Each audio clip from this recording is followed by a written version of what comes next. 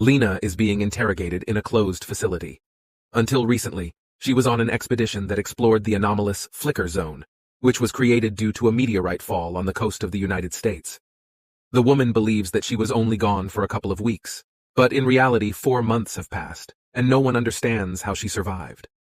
Shortly before these events, Lena works as a biologist at the university and teaches a lecture, after which she returns home to do repairs. Soon her husband Kane returns home, a soldier of the Special Forces, who disappeared about a year ago. Lena tries to understand where her husband was, but he behaves strangely and cannot explain how he got back. At some point, Kane decides to drink some water, and his wife notices he's bleeding. The couple is sent to the clinic in an ambulance, when they are suddenly stopped by several cars with armed men and taken to a secret institution. A little later, Lena meets a psychologist named Ventress and learns that her husband was a member of an expedition that explored the anomalous zone. He is the only one who returned from there, and everyone is wondering exactly how he managed to do it. Remembering the happy moments spent next to her husband, Lena sees that Kane is now in a coma. She decides to find out the truth and joins a new scientific expedition led by Ventress. Also included are geomorphologist Cass, paramedic Anya, and physicist Josie. Sometime later, 5 brave female scientists go on an expedition and enter the Shimmer Zone. In the morning, Lena wakes up from a dream in which she remembers how she cheated on her husband with her work colleague. Leaving the tent, she meets with other members of the expedition and tries to understand how they got here. None of the women remember what happened to them or how they set up camp. After checking the food supplies, they realize that they have been here not for 1 night, but for at least 4 days. But no one can remember this. After checking the equipment, the women realize that it doesn't work in Shimmer territory. The walkie-talkie and other means of communication are out of order, and the compass cannot indicate where they should go. Realizing that the best reference point would be the coast, along which they could find a way out of the zone, the scientists set out on their journey.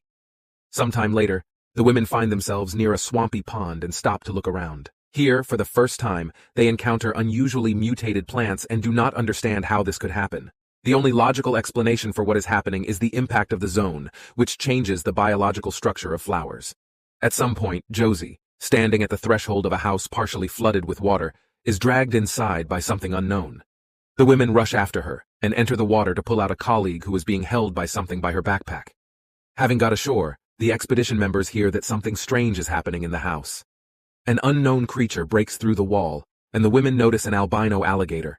Jumping into the water, he gets out on land and attacks the group. Lena served in the army for 7 years and handles weapons better than others, so she deals with an alligator, depriving him of his life. After that, scientists examine the body of the animal and notice mutations in the form of several rows of teeth in the mouth, like a shark. In the present, Lomax continues to interrogate Lena to understand what happened inside the forbidden territory. The woman notices that the mutations became stronger and more pronounced as they continued to go deeper into the Shimmer Zone. The scientist interrogating Lena suggests that they were hallucinations, but she dismisses the possibility. Taking a couple of boats, the women set off, continuing to move towards the coast. Along the way, Cass notices that Lena shoots well and learns that she is from the military and recently lost her husband. As it turned out, each of them has its own secrets that can be noticed with careful observation. For example, Cass has experienced the loss of her daughter with leukemia, Anya is struggling with addiction to alcohol and illegal substances, and Josie walks with her sleeves down to hide the scars from attempts to commit suicide. Soon, the women get to an abandoned military base and decide to stop at the canteen. Here, the expeditionary group finds a duty schedule and realizes that the last military men who arrived here also lived in the dining room. Lena notices her husband's name on the stand, but continues to hide the fact that she knows Kane. Ventress notices a memory card on the table and offers to watch the video message left by the previous group. The women watch in horror as Kane uses a knife to cut open a colleague's abdomen to reveal that his internal organs move like the worms that live inside him. Panic grips the group, but Ventress continues to explore the area. In the room where the pool used to be, she and the other women find the body of the soldier in the video, reduced to an overgrown lichen colony. Anya and Josie are shocked by what is happening and leave to get some fresh air. At night, Lena cannot sleep and remembers the last day spent next to her husband. Kane left for the expedition a day earlier than planned, but did not tell her about where and why he was going. Realizing that sleep will not work, the biologist examines her blood and notices a strange cell division, unlike the one she studied before. After calming the flustered Cass, Lena goes downstairs to help Ventress secure the perimeter. The psychologist supports the biologist and approves of the fact that she has hidden her marriage to Cain. The woman also offers to continue the expedition, moving towards the village, the evacuation of which was carried out almost 2 years ago. At some point, they hear a strange sound and realize that something is happening here. The other members of the group join Ventress and Lena after learning that the perimeter has been breached. A moment later, Cass is attacked by a mutant bear and drags the woman away in an unknown direction. Lena tried to follow the animal, but it moved too fast and disappeared into the darkness of the night. In the morning, a small conflict occurs between the remaining members of the group. Josie and Anya dream of leaving the terrible territory as soon as possible, and Ventress decides to reach the lighthouse at all costs and finish the research. Lena supports the opinion of the leader of the group, so the women continue to move according to the route laid out in advance. In the present, Lena admits that she did not want to return and knew that Ventress had cancer, but she still trusted her, because she wanted to get to the bottom of the truth and understand the anomalies that were happening. At dawn, the women continued moving deeper into the zone and found the shoes of the missing Cass. Lena decided not to endanger the rest of the expedition and set off in the footsteps of the predator. Nearby, she found the body of Cass with a torn throat and realized that now there were 4 of them. After being on the road almost all day, the women reach an abandoned village and decide to stay there for the night. Here they notice strange plants that have taken human form and study them. Josie, relying on physical laws, understands that the flicker is a prism for DNA, distorting everything that falls into the anomalous zone. This applies to the radio signal, compass, and organisms inside the shimmer. Women understand that we are talking about their own bodies, which are also undergoing irreparable changes. In the evening, the group decides to spend the night in one of the empty houses and settles down on the ground floor. Lena continues to study her own blood and realizes that changes within the cells are intensifying, changing her DNA from within. At night, a woman does not sleep well because of a nightmare associated with her betrayal of her husband. She understood that this was wrong and tried to part with her colleague, but soon her husband disappeared for a year, and Lena did not know if he was alive. At some point, the woman wakes up and sees an armed Anya in front of her, suffering from terrible paranoia. The paramedic does not trust the rest of the expedition members and disarms them, after which he ties them to chairs.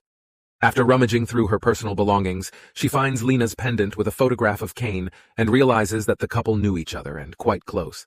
Anya goes crazy and assumes that Lena and Ventress have been lying to them since the beginning of the expedition. Past groups may not have returned for 2 reasons. They were killed, or they lost control and got rid of each other.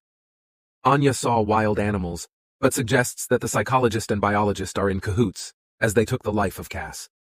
Anya feels that something is moving inside her, and understands what consequences this can lead to. At the same time, she decides that it is better to get rid of the other members of the group in order to save her life. Taking out a knife, the medic is preparing for insidious actions, when he suddenly hears the cry of Cass, who needs help. Anya runs away, but a moment later a wild bear growl is heard. Realizing that the beast has come for them, the other women try to untie the ropes, but nothing works. The bear is inside the house, but does not notice the members of the expedition, as they do not move and do not show signs of life. The beast opens its mouth to imitate Cass's cry for help, and also doubles as Cain's voice. Wounded Anya returns to the house to take the life of the bear and enters into a fight with him. The animal takes the life of a medic, but Josie manages to free herself and send the mutant to the next world. Ventress realizes that her health and memory are constantly deteriorating. The psychologist wants to finish his research before he loses his sanity and leaves the group, heading for the beacon, the center of the shimmer. In the morning, Josie and Lena discuss what happened, trying to figure out what to do next. A woman physicist understands that there is a mixing of cells at the DNA level, and part of Cass, who lost her life, went to the bear.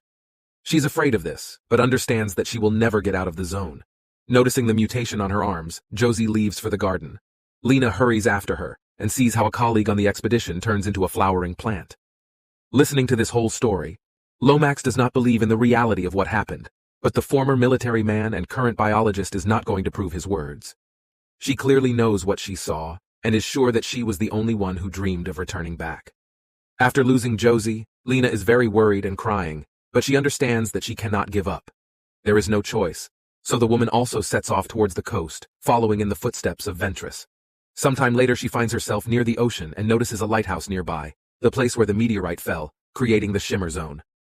Lena notices new wonders, bizarre plants and creatures that she has not seen before. Before entering the lighthouse, she notices more disturbing and warning signs, but goes inside anyway. Here, Lena discovers charred human remains and a video camera standing nearby. Rewatching the tape, the woman sees her husband going crazy because of what happened here. At some point, Kane gave up and, using an incendiary grenade, took his own life. He was talking to someone behind the scenes, and to Lena's dismay, the person turned out to be a doppelganger. Now she realizes that it was not her husband who returned to her, but a clone created by Flicker, and who did not have the memories of the real Kane. Noticing a hole in the wall, Lena goes to a dungeon created by a fallen meteorite. Once inside, she meets Ventress, who has completely lost her sanity. The psychologist asks not to come closer, because it is already in her, and will not stop until it captures every living cell. Ventress also warns that all life is waiting for the inevitable decay, the so-called annihilation, the reaction of the transformation of a particle and an antiparticle when they collide into something new. At the same moment, Ventress's body disintegrates into particles that literally float in the air. They create a new organism. First, unique symmetrical formations appear, which form into a Mandelbrot fractal. A little later, by attracting a particle of Lena's blood, the body turns into a faceless humanoid with shiny skin. The frightened woman shoots the creature and tries to escape by climbing out of the cave. She tries to leave the lighthouse, but the creature does not allow her to do this, repeating all her movements. At first, Lena tries to fight, but loses and falls to the floor. After that, she again heads for the door, but the creature stops her and presses her against the wall, causing the woman to lose consciousness. Noticing another grenade in her late husband's backpack, Lena places it in the hands of her double, who has completely copied her appearance. Pulling the pin, the woman runs out of the lighthouse and sees the incendiary projectile ignite the clone. The flickering around the beacon lights up and begins to fade, and objects created by the anomalous zone based on altered cells flash and burn. After listening to the whole story, Lomax assumes that it was an alien whose motives remained incomprehensible. Lena does not refute his theory, as she is tired of the interrogation. Here, the woman learns that after the disappearance of Flicker, her husband felt better, and he is waiting for a meeting in isolation. Having met with Kane's double, Lena asks if he is really not her husband, and receives confirmation. The clone asks her a counter-question but gets no answer. As the couple embrace, both of their eyes change color, proving that the twinkle still exists, but is now living in their bodies. We hope you enjoyed watching. If you want to watch some good recaps, then you can watch them on our channel. See you soon.